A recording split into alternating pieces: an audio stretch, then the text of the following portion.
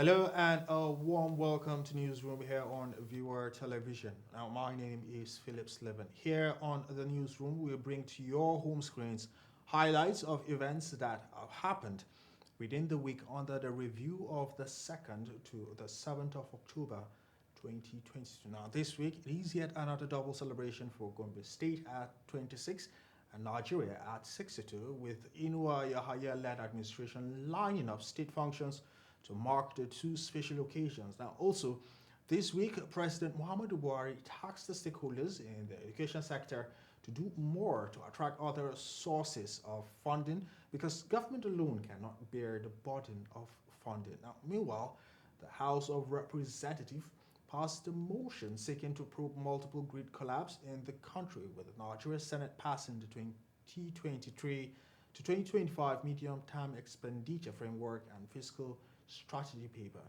We have details of this and more when we return after this break.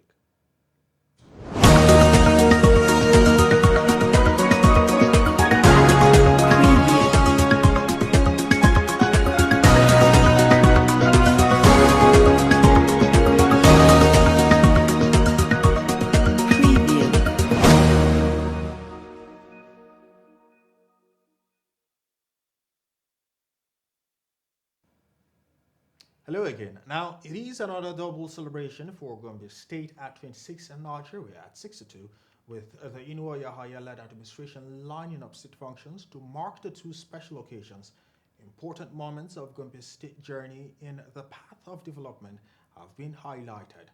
Now, our correspondent Christopher Luca was there and now reports. A special set of programs to commemorate Nigeria's 62nd Independence Day and Gombe State's 26th anniversaries were both sobering and colorful. The numbers 26 and 62 flip in a special way.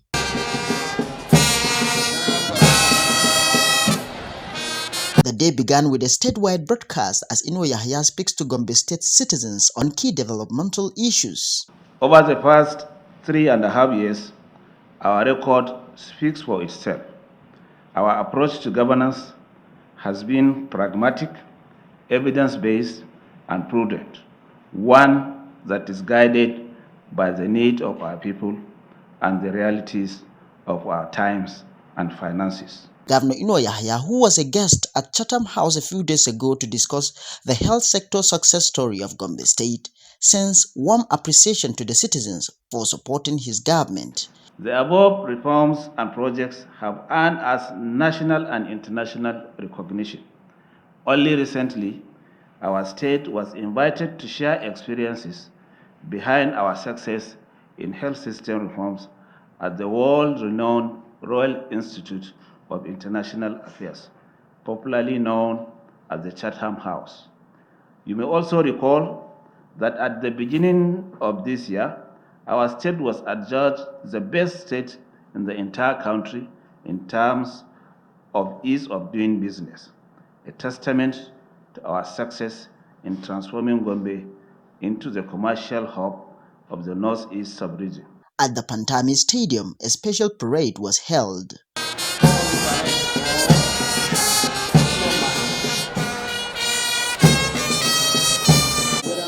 The Deputy Governor represents Governor Ino Yahya as the police band. Schools and other agencies treated spectators to a captivating repertoire of performances.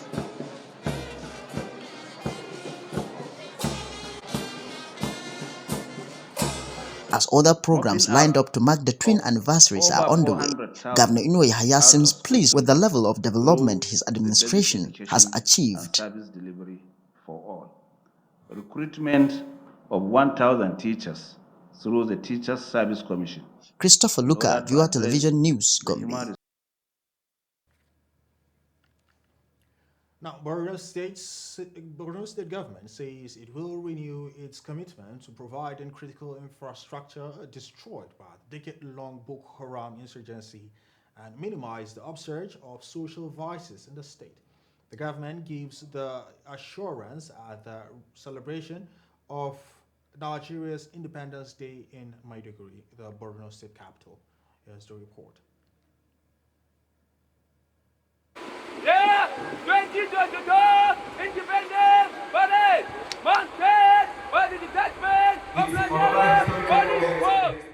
It is the first Independence Day celebration at Ramat Square after 12 years of insurgency in Borno State. The event had hundreds, including dignitaries, witnessed the day as the Nigerian police force, in their ceremonial attire, thrilled attendees with colorful displays.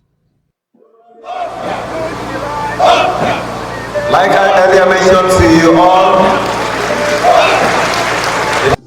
The governor of Borno State, represented by his deputy, said the peaceful gathering is an indication of the successes recorded against terrorists. He added that his government is committed to resettling all IDPs in their ancestral homes to enable it focus on other plans. we have a duty to improve on job creation, access to education, healthcare services, security, potable water supply for both human and animal communities. For us, we can do this only in a climate of peace and security. I enjoy this seasonally to make it matter. If people are strong openness about technology and skills, allied, 2023 is fast approaching. It is believed that this year's independence anniversary will usher in a new dawn of peace in the years to come.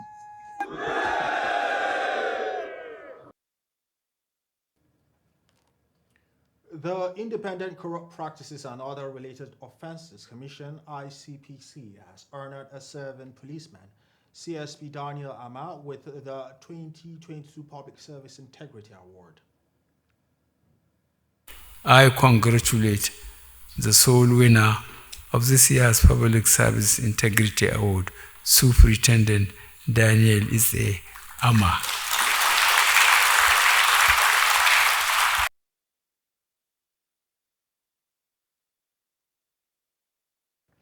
This was part of the activities at the Fourth National Summit on Diminishing Corruption in the Public Sector, organized by ICPC, which held in Abuja on Tuesday.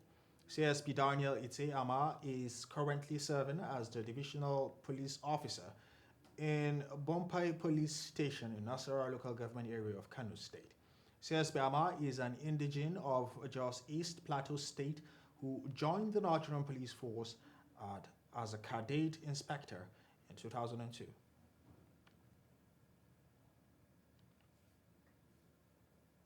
The Speaker of the House of Representatives, Femi Gbajabiamila, says Nigeria needs leaders with capacity and character to lead it at this time of our history. Speaker Gbajabiamila said this during the official inauguration of the Legislative Mentorship Initiative Program in Abuja. Here's the report. This initiative could not have come at a better time than this, when the country desperately needs leaders who can redirect the nation to the path of peace, unity, and development. The Speaker of the House, who is also the founder of the initiative, while inaugurating the body, said the country desperately needs leaders with the capacity and character to manage it. He stated that one of the reasons for the initiative is the need to mold leaders with the capacity to make quality decisions in politics and government.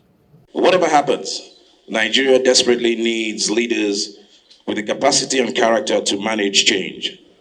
The consequences of the changes happening in our world today will depend on how we respond, the decisions we make, and the ideas we choose to invest in. The quality of our decision making in politics and governance will define the course of our country. Whether we achieve progress, prosperity, peace, and security for all our people depends entirely on the capacity and competence of our political leadership. In their goodwill messages, dignitaries appreciated the initiative, including Director General of Nigerian Institute of Legislative and Democratic Studies, Abubakar Suleiman, who said the importance of the initiative is to expose young Nigerian men and women to the fundamentals of legislative practice and procedure. Government Council, Right Honorable Bajabi Amila, for this important initiative to expose young Nigerians, men and women, to the fundamentals of legislative practice and procedure, involve them in governance process, and stimulate their zeal for public service, especially the legislature. The relevance of this initiative assumes a greater significance, given the relative age of the legislature compared to the executive and the judiciary. The legislature remains the least understood arm of government and an easy target for criticism and attacks. First of all, let me start by saying a happy independence celebration to everyone here and indeed to our dearly beloved country. It has been 62 years of growth and progress in our journey of nation building. There have been challenges along the way, but the resilient Nigerian spirit keeps us going. And in this room, our hope for a better future is embodied in the amazing young people who have stood up to be counted as potential leaders for a better Nigeria. Members of the initiative who took handshake with their mentor expressed delight, stating that the experience garnered will assist in making them better leaders in the future. Someone sent the link to me and I checked through. It was quite rigorous because there were some questions that were asked. So, and then we were asked to do a video. So in that video, since I'm already a member of the legislative house, I thought we were just inaugurated without giving proper mentorship. So I feel like this is like an opportunity for me to expose myself to the act of legislature and of course to know some of the metrics of the legislative arm. This program is well designed for me because I contested for House of Assembly in Zamfara for the just concluded primary election this 2022. I contested, but I could not secure ticket. So I think this opportunity is well designed for me, and I want to appreciate the Honorable Right Speaker for this great opportunity for building and grooming the young and the next generation of public sector leaders. The theme of the program is building the next generation of Nigeria's public sector leaders. President Muhammad Buhari will on Friday, October 7th, present the 2023 budget proposal to the joint session of the National Assembly.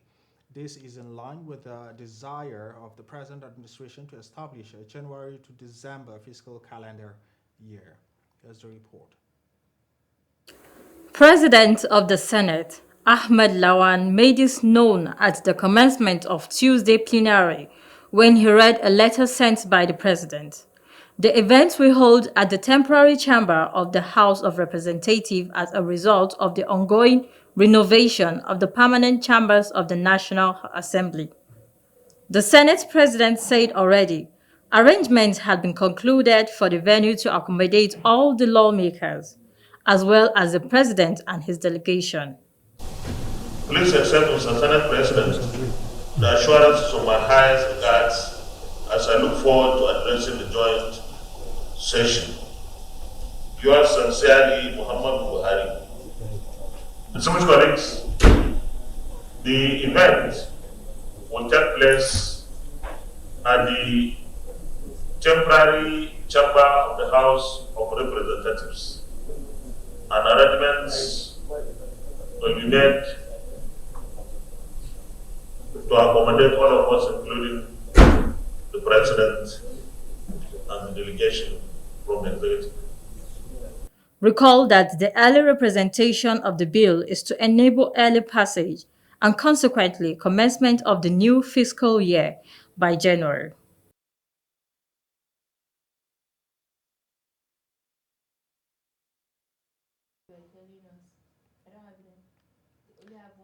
President Muhammad Buhari has tasked stakeholders in the education sector to do more to attract other sources of funding because government alone cannot bear the burden of funding due to dwindling resources.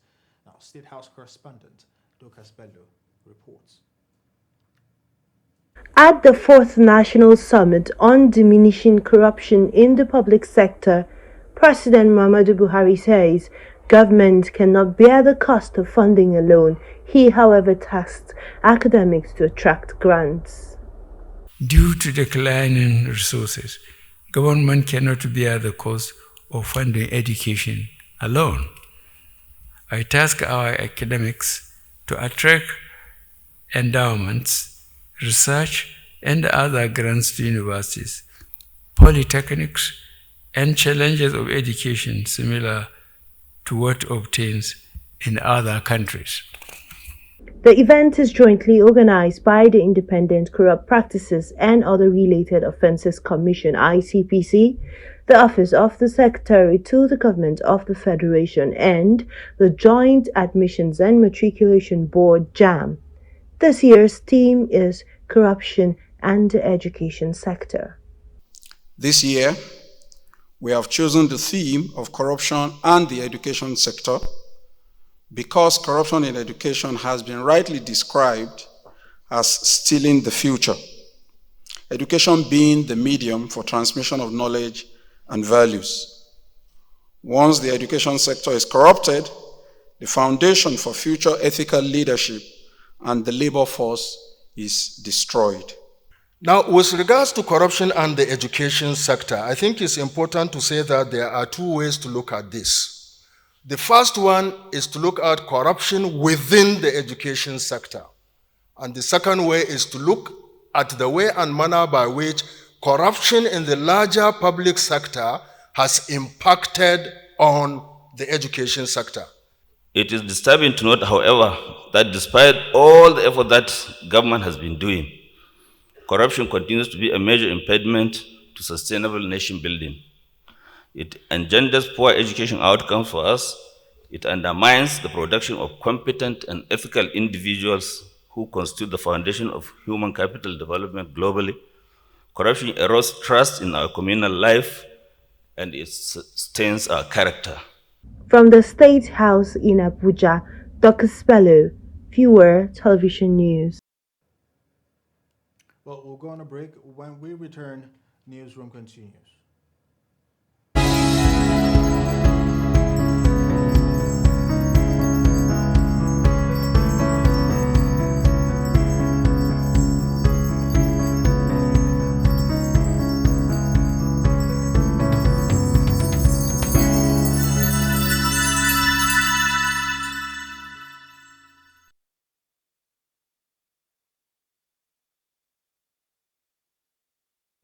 In this 21st century, where all the information we need is now in the palm of our hands.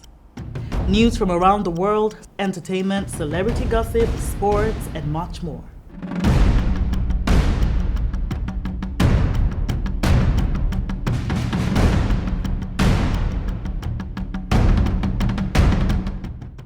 The only thing that you need is the right source.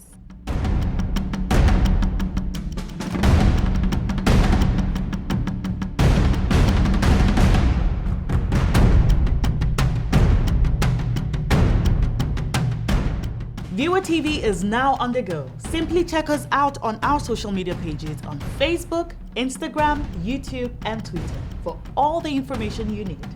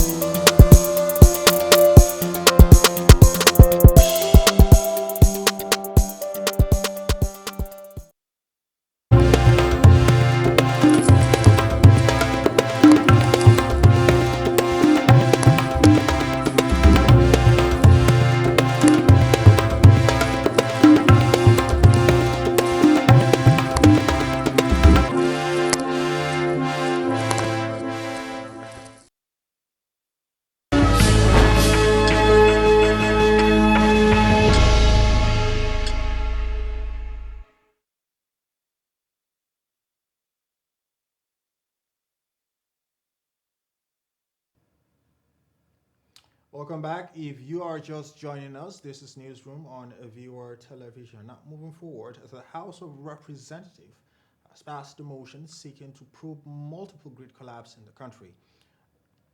Rising before members of the House of Representatives at the plenary, Honorable Sani Bala from Kano State expressed concern over the constant reported cases of the incident. Bala says national grid collapse only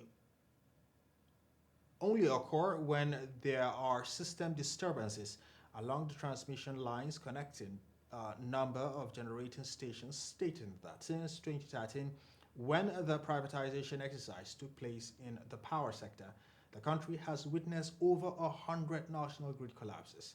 He also expressed worries that experts and operators that opened that the situation will linger for a long time if not addressed.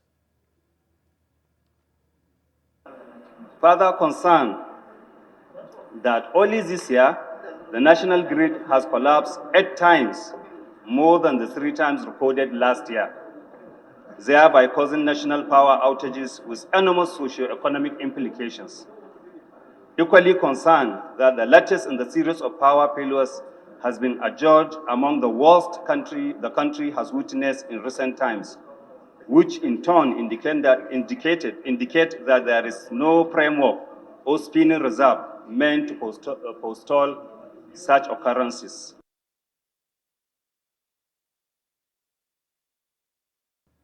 Bala's motion was supported by the Deputy Minority Leader of the House, Toby Okechukwu, as the bill was unanimously passed by members when put to vote by the Speaker, Honorable Femi Gbajabiamila.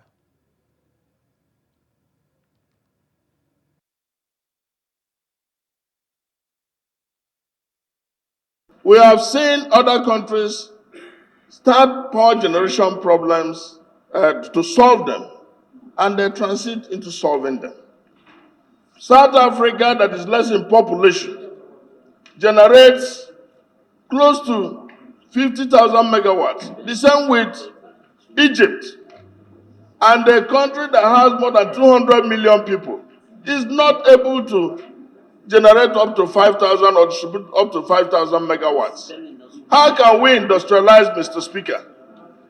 So I believe that we have issues which is disturbing, making it impossible. You might be talking about unemployment. The Nigerian Senate has passed the 2023-2025 Medium-Term Expenditure Framework and Fiscal Strategy paper. The approval follows the adoption of recommendations made by its Joint Committee on Finance, National Planning and Economic Affairs. However, lawmakers were divided over one of the committee's recommendations that suggests the cost of subsidy be capped at 1.7 trillion naira, which is less than the 3.6 trillion naira initially proposed by the executive. Here's the report. The passage of the 2023-2025 Medium-Term Expenditure Framework and Fiscal Strategy paper is part of readiness for the presentation of the 2023 Appropriation Bill by President Muhammadu Buhari on Friday.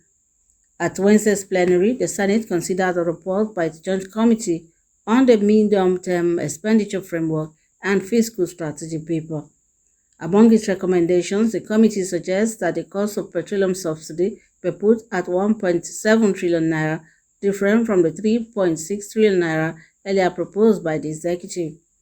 We are covered between January and beyond for the year. We are not saying that we are stopping subsidy and that from January to no, we are not. Because what was contained in my earlier recommendation was contained in scenario 2. In scenario 1, what was provided for subsidy is 6.72 trillion. While in scenario 2, what was contained in the subsidy which was brought was 3.38 trillion. However, lawmakers strongly kicked against this recommendation, arguing that it is not visible and should be reversed to the original figure. The committee recommends scenario 2 that we are to sustain oil subsidy from January to June. On that note, Mr. President, we need 3.6 billion to fund the subsidy. However, the committee went further to recommend 1.7 with a difference of 1.9 trillion on the component of oil subsidy. Mr. President, with this, we are going to run into crisis of where to source the sum of 1.9 trillion to fund our subsidy from January to June. We are capping our exchange rate to 437. Today, we all know that dollar is 740 or probably 50. And then this is what we are capping. And this thing will go down to the budget and budgetary process to buying into the market. It is just showing that we are building our house on a false foundation. The third scenario in this whole document should include how are we going to improve our revenue. We must improve revenue. So I would say that the parameters for this MTF is wrong. Because if we don't improve our revenue, today Nigerians can't travel. If you want to buy a ticket, the airlines are collecting foreign currency. Yet you can't get it. So you're talking about exchange rate at 439. That's wrong.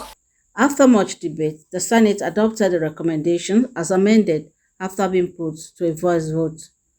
In view of these current realities, the oil benchmark is pegged at $70 per barrel, daily crude oil production at 1.69 metric tons per day, and the exchange rate at 435 naira to a dollar. Similarly, the federal government retained revenue stand at 8.46 trillion naira, GDP rate at 3.75%, and inflation growth rate at 17.16%. This is a very serious issue. We are in a very difficult and challenging economic situation. And the Parliament is supposed to provide some ways out. And some of the recommendations are very far-reaching.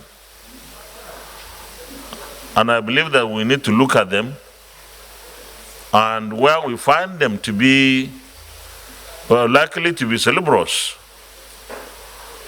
to have positive impact on our economy and the lives of our people, we should not shy away from adopting them. The Senate further recommended a comprehensive review of the waiver policy to ensure that only companies engaged in manufacturing and production are granted such waivers. Rashidat Yusuf, Viewer Television News, Abuja. The Gombe State government has sworn in Justice Halima Sadia Muhammad as the new acting chief judge in a brief official ceremony. Our correspondent Christopher Luca was there and now reports.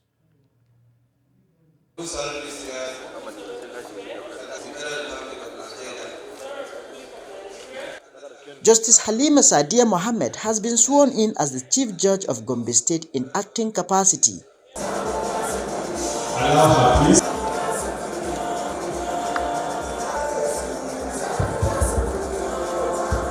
Called to the bar in 1986, Justice Sadia has risen through the ranks to the pinnacle of her career.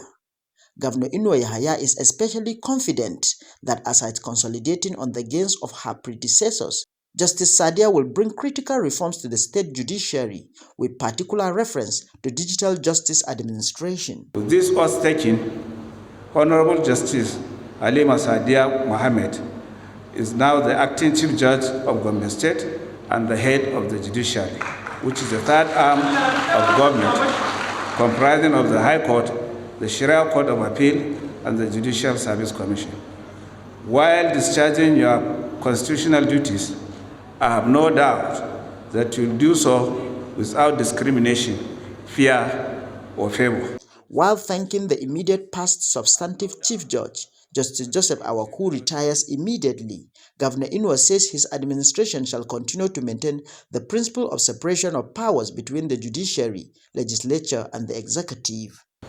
Our administration strongly respects the principles of separation of powers. We have shown commitment towards the independence of the judiciary and the legislative arms of government.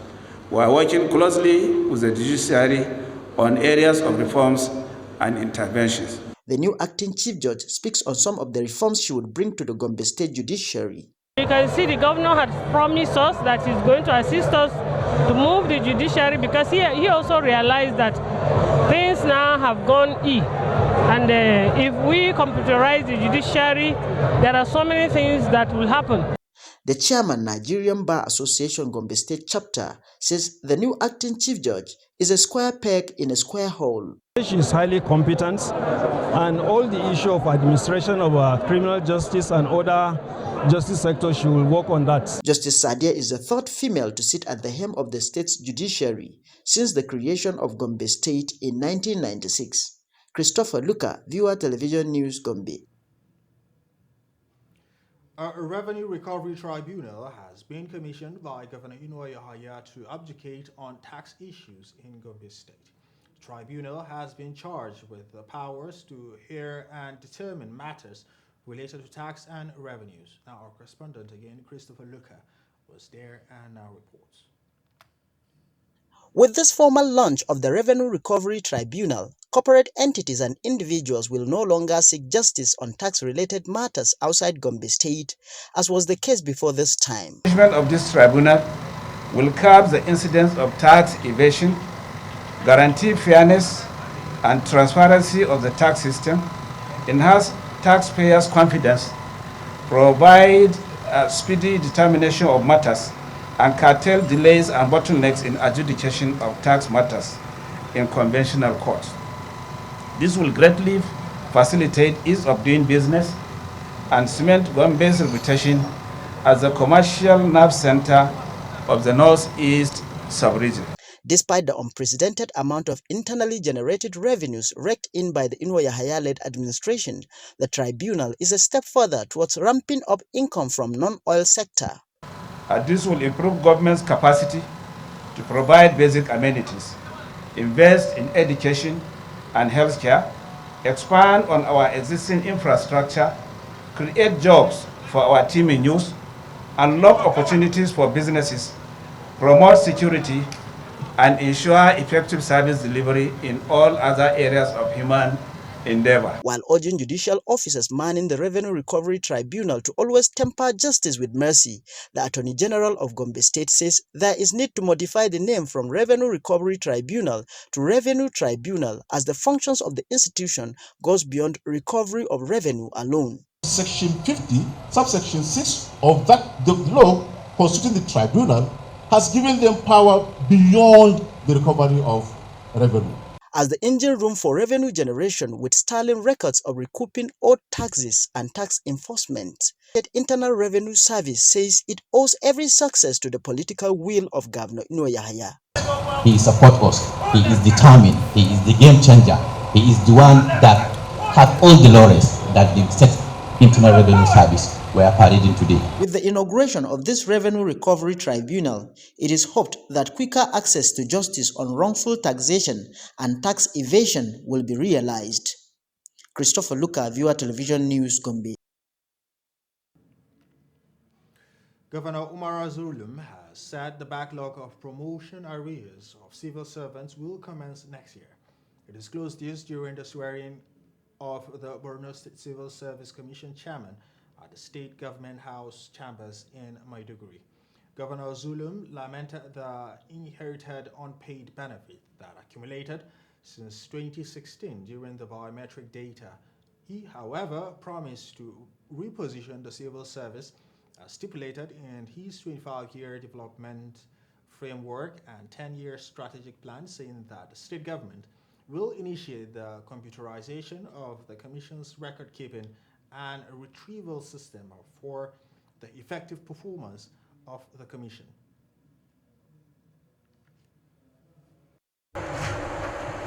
They are all citizen administrators, people of high integrity and sound managerial skills. I therefore ask you to bring to bear these qualities in your new assignment as the government, and people of Borno State expect nothing but the best from you. Let me at this juncture use this opportunity and enjoy the newly sworn in management of the commission to, as a matter of urgency, put in place the modalities for conducting the first promotional examination in the Borno State Civil Service, public service. I hope that you will all add value for our rehabilitation and settlement drive by ensuring that we have a vibrant workforce that will fully drive the policy trust of this government. Our primary goal is speedy and enhanced recovery. We shall be with you in this attitude of dispensing public trust. Your Excellency, we pledge and promise to discharge our mandates with absolute loyalty, decorum, and wisdom.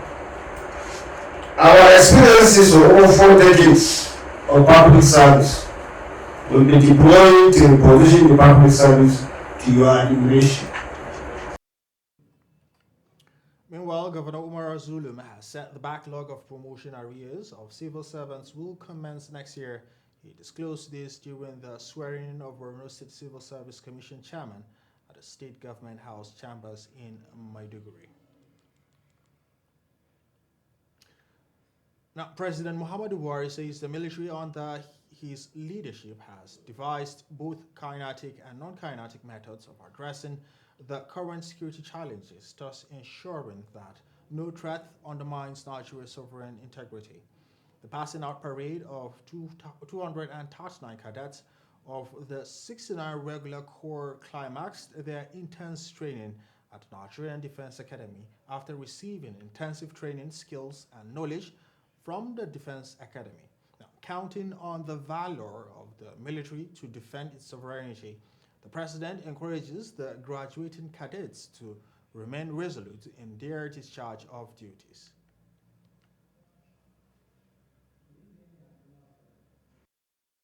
You emerge in an era of expanding global security threats.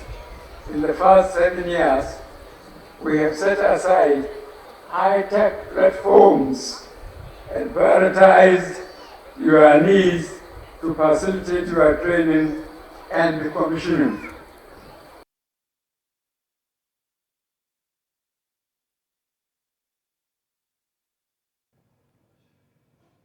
That's all we have on Newsroom this week. My name is Philip Sliven. Thank you for your time, and of course, tune in for the rest of our programs.